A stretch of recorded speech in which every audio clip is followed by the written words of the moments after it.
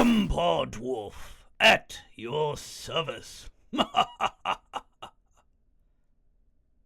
Dragon!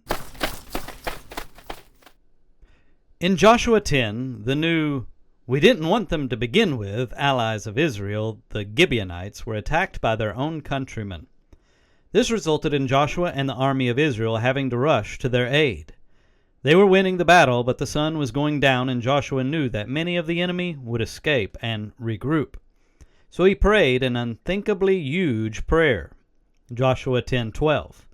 Then spake Joshua to the Lord in the day when the Lord delivered up the Amorites before the children of Israel, and he said in the sight of Israel, Sun, stand thou still upon Gibeon, and thou moon in the valley of Ajalon.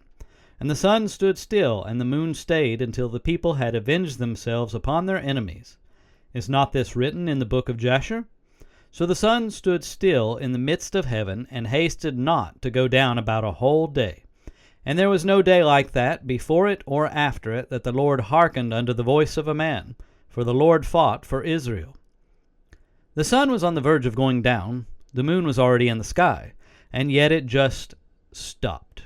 It stayed there about an extra day's worth of time until they won the entire battle. I could not begin to wrap my mind around all of the scientific details that God accounted for in order to do that.